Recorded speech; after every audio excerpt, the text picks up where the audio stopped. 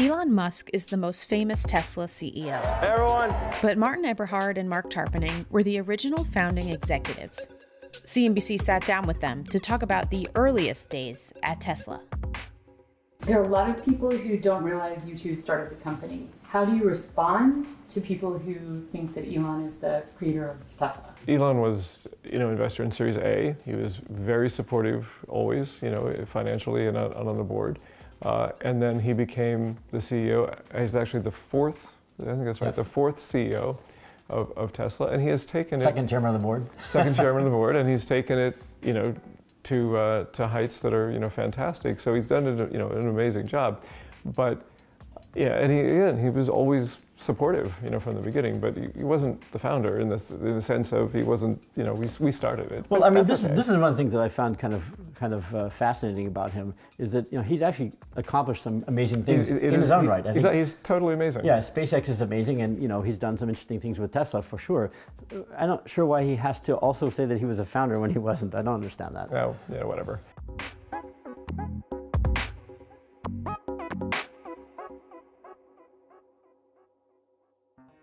Eberhard and Tarpenning met in the 1980s, and in 1997 they founded Nuvo Media, where they created the first ever ebook reader called the Rocket eBook.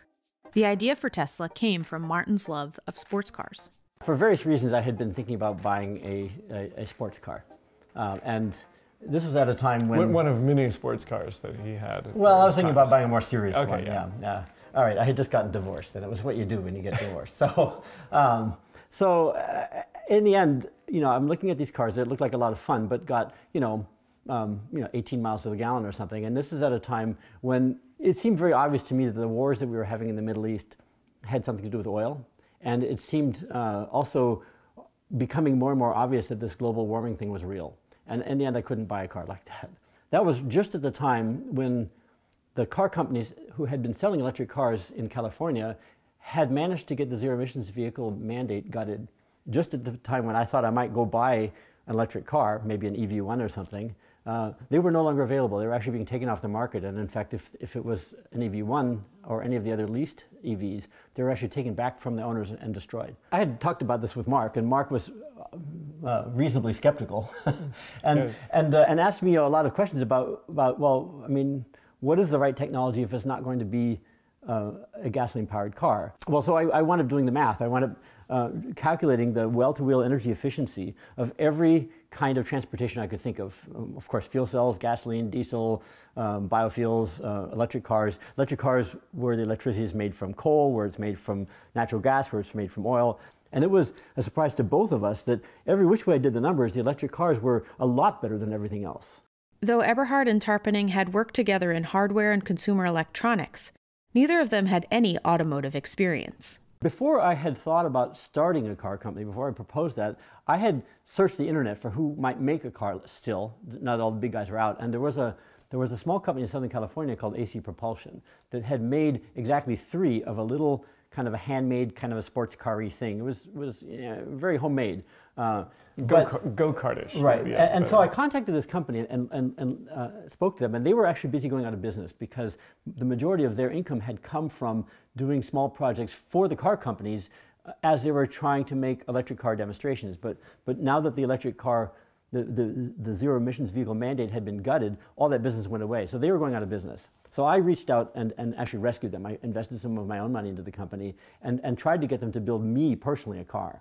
That car was a lead-acid powered car and was therefore very short range, and the batteries were persnickety and dangerous. And so in my conversations with them, I said, well, why don't we consider lithium-ion batteries? We had learned a lot about lithium-ion batteries from our work on the electronic books.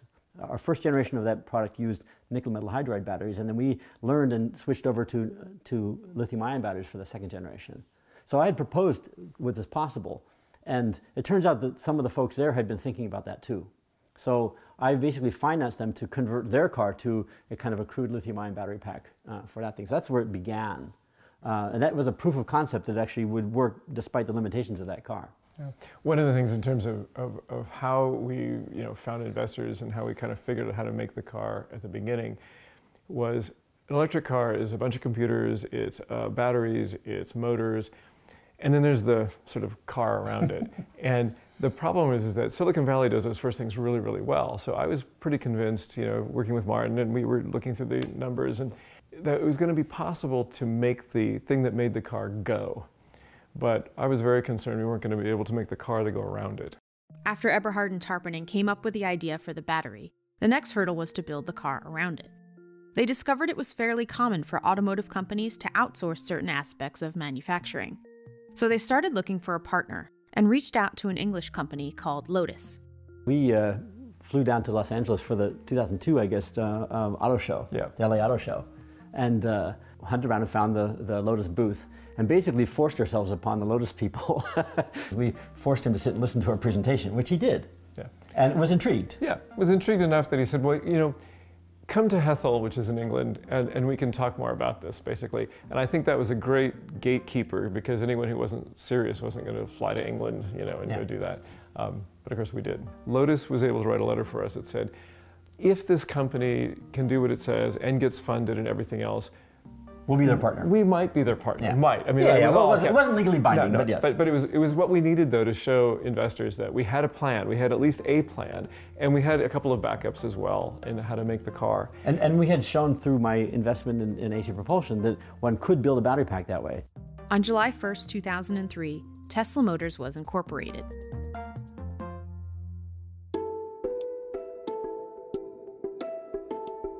We self-funded at first. Some of my money, some of my brothers and friends and stuff like that, little bits of money here and there. And we were also touching the VC community, particularly ones that had made money on our previous investments. But it was pretty clear early on. A lot of the VCs, you have to get sort of, if not consensus among the partners, like, you know, if you have a big fund and you have 5 partners, they all kind of have to say yes. Or at least you can't have one veto it. So it depends on the structure of the firm. But our reality distortion field wasn't good enough to get like all 5 partners to believe all at once. The crazy thing is we come into these firms and we convince the tech guy who's in our space, perfectly, totally understand it.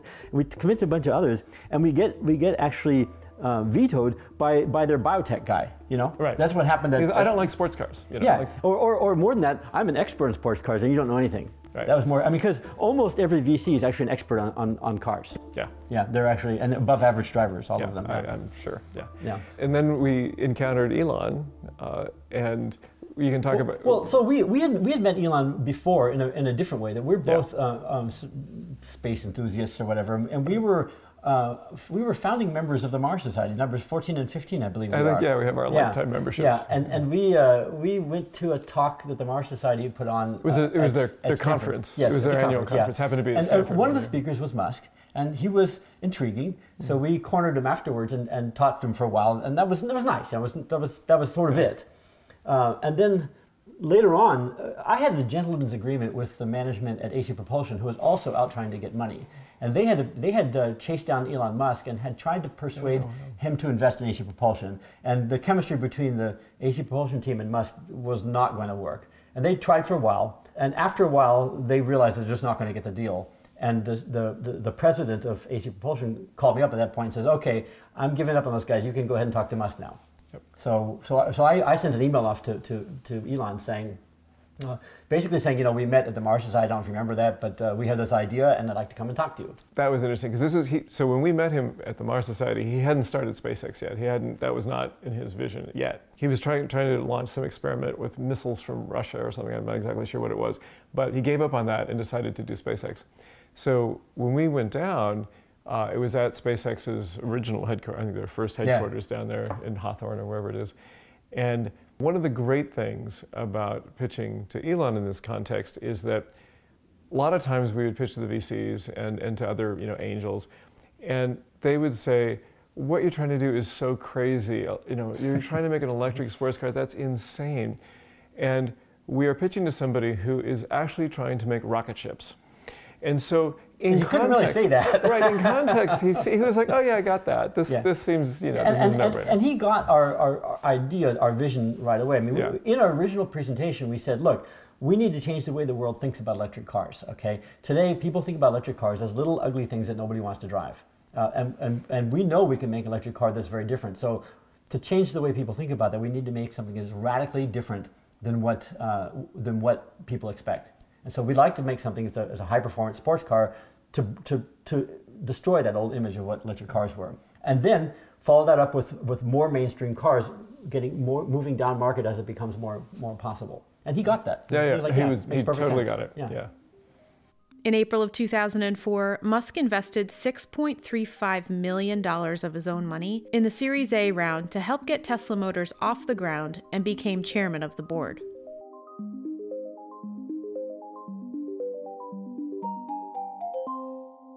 We sat down at one of our local coffee shops and I proposed to you, could we architect a battery system using the battery management knowledge that we had from the rocket book and scale that up to the size of a car battery? And we penciled that out, maybe even on napkins or something in the coffee shop. No, engineering pads. We didn't. That's true. We always had our engineering pads with us. But we persuaded ourselves that it was actually feasible.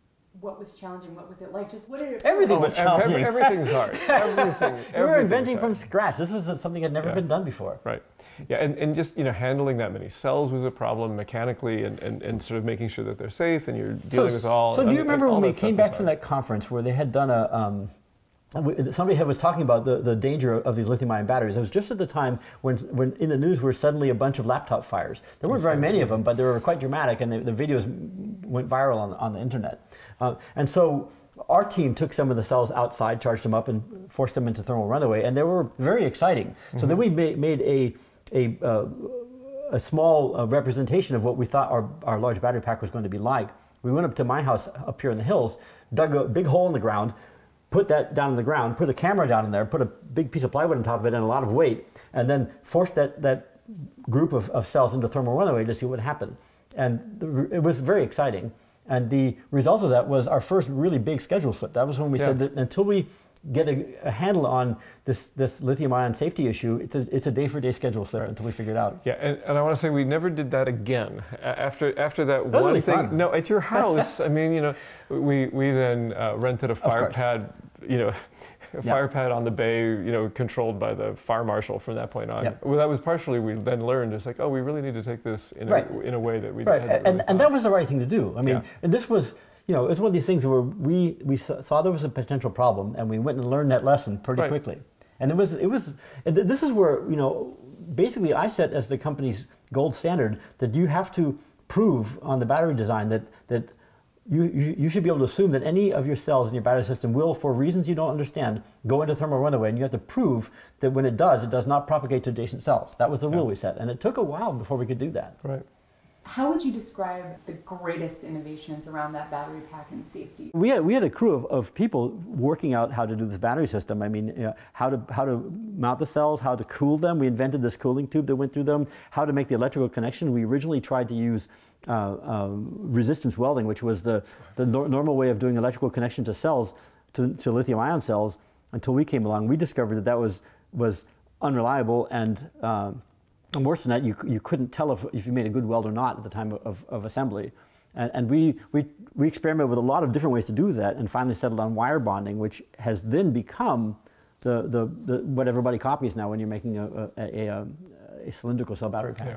So we had to invent a lot of stuff, and there was a lot of trial and error, trying different kinds of glues to make the cooling system work, inventing different kinds of cooling tubes, different kinds of insulation. Everything had to be invented from scratch. There was no state of the art. Nobody had ever considered taking nearly 7,000 cells and putting them all together into a battery pack. Nobody had ever done that at all. It was insane when we described it to people. Right. So today, all of the battery management systems in every electric car today is based on that work, all of them. In 2006, Tesla unveiled the prototype of its first car, the Roadster. The all-electric sports car sparked a lot of interest before it was even for sale.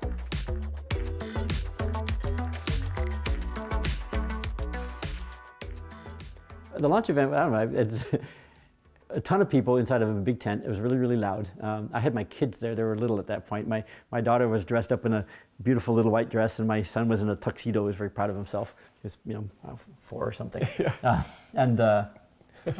And we had these cars going around, and I stood up and gave a talk about what the car was doing and welcoming people and so on, and inviting everybody to get in the car and drive. And I don't know, it went on until we're all exhausted. Yeah. Oh no, I have a very distinct memory. Is that before the event starts? So we're still setting up. We still, we're no visitors are coming in for another, 2 hours. I mean, it's really early, and there had been a rumor that Governor Schwarzenegger, who's governor at the time, might show up, but like, who knows, right?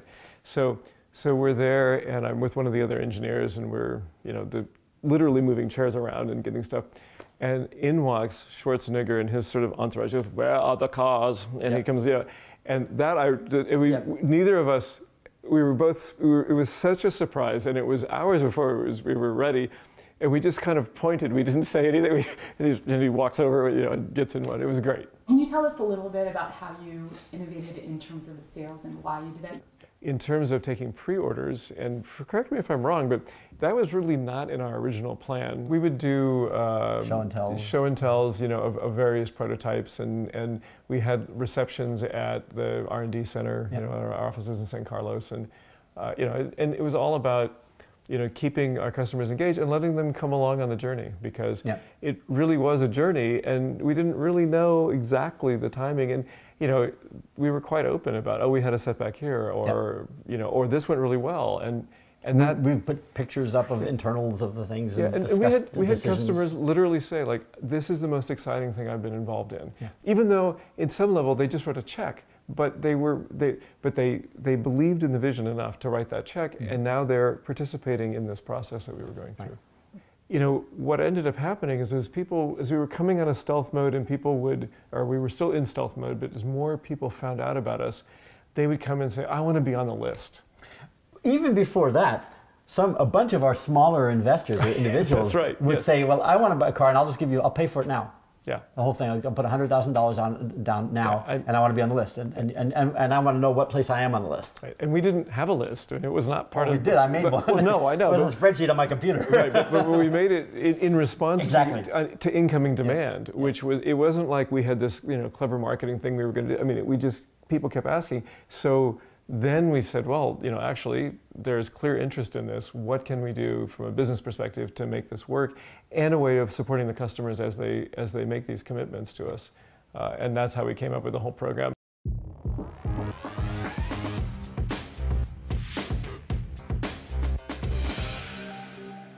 There were many technical setbacks, and that just happens in a startup. For us, I would say the thing that turned out to be the hardest, that we didn't know at all, that totally caught us by surprise, was the difficulty of getting suppliers to supply stuff for us, right? Totally. We originally planned to use a lot more standard technologies, for example, ordinary door handles rather than electric door handles.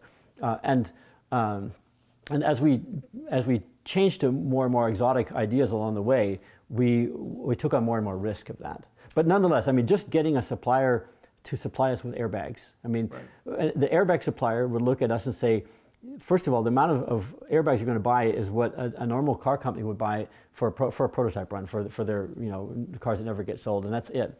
And on the other hand, you don't have deep pockets, so all we see is risk.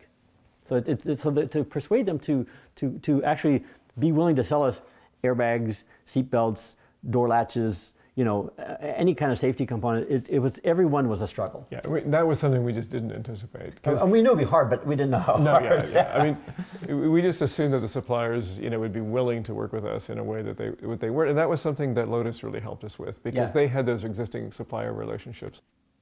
Do you want to say anything about key players who were there in the early days with you? I kind of think the whole gang of them were pretty good. I don't know. I mean, what that early crew put up with in the early days. When JB likes to call himself a founder, it's funny because Tristan started the same day. That's right. So if he's a founder, so's she. Yeah. Right. So she was one of our software engineers, really first rate. Yeah. And now she's just quietly going on with her life, and she was as much a founder as JB was.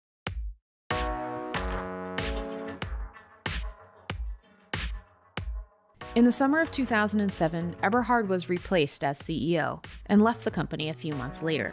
Musk eventually became the fourth CEO of the company and has held that role since October of 2008. Can you describe the moment that you realized you could no longer be part of Tesla? No. Is there anything you can say about why you left? No. I was voted off the island and in a rather rude way. It wound up with some lawsuits and some settlements, and it's history now. Yeah, so I can't say a lot about it. Yeah, so he got to wear the white hat. I know. Right I did not do that. When I left Tesla, we had the Roadster was essentially finished, and we were waiting on one particular super annoying thing, dealing with the transmission and changing some power electronics, which nearly tanked the company. That's one of those near-death experiences of the company. And we were reassigning all of the engineers to the new sedan project, which we'd been working on in a small level for the previous year or so. And as the engineers would come off the design team for the Roadster, we were shifting over to the Model S. And I looked at that, and I had 3 little kids at home, and I'd been doing nothing but Tesla for 5 years, and I thought it's going to be another 5 years. And Martin wasn't there anymore; it wasn't as much fun, and I thought, yeah, it's time to leave. And I don't have any regrets. It was an awesome time. Yeah. The whole thing was wonderful from the beginning to the end. It was, the worst and the best, and it's worked out great.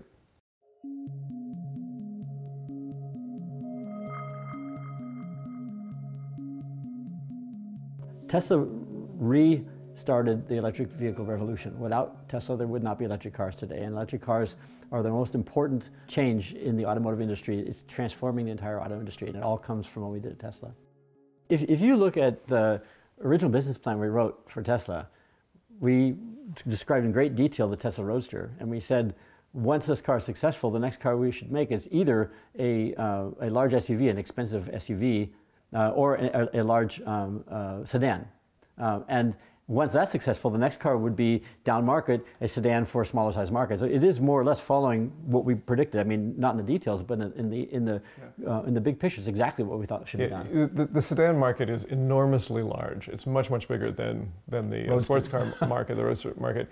And then below that is the sort of Model 3 segment of that market. And if you're going to have a big impact, you have to play there. But you can't start there because the capital requirements are just too vast, and you don't know what you're doing yet. You have to learn and develop the technology along the way. No, starting with the sports car was actually really smart, not just because it changed the image of the electric car, but it was a small market, and the typical sports car buyer is fairly forgiving of, for example, very crude interiors of the car. We had a very, very simple entertainment system. The seats were, not electric. Everything was fairly simple on it. And the kinds of customers of sports cars actually like that kind of stuff. They like the quirkiness of it, and they'll tolerate even mistakes in the car that require recall of the car, so long as you treat the customer well. Does the Elon today, does that look like the Elon you knew in 2003? I think Elon's Elon-ness has increased over the years. No. If you had to describe him in a nutshell.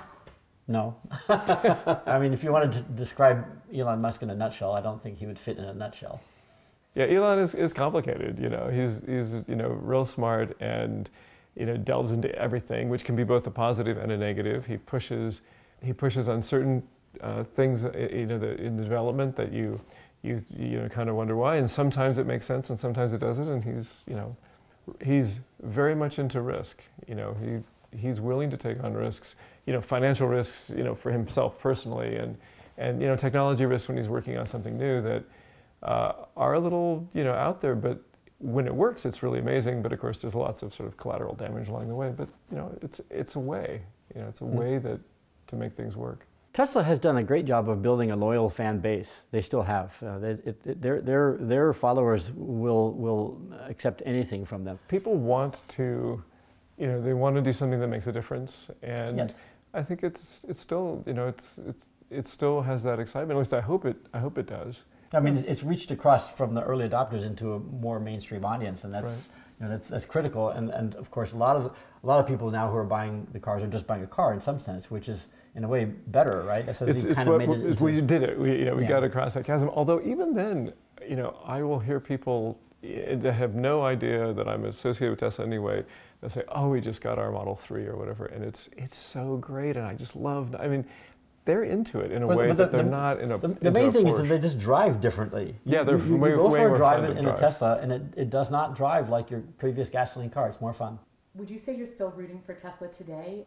I'm of course rooting for Tesla. I'm still a shareholder, and I'm still very interested to see that the mission that we pushed Tesla on in the beginning succeeds, for sure. Yeah, the mission is so important, and as a shareholder, I want it to be successful. Yeah. So yes, we want Tesla to be I mean, successful. one of those kind of aha moments early on in the days of Tesla, before Al Gore came out with his movie, he was lecturing at various places around the country, and we and a couple of our staff went to go hear him speak at Stanford. As we walked out, one of our colleagues, Ron, said, because he was shaken by the talk also, and he said, "We've got to do something about this. We have to do something." And I said, "Ron, what do you think we're doing?" That's the whole point of the company.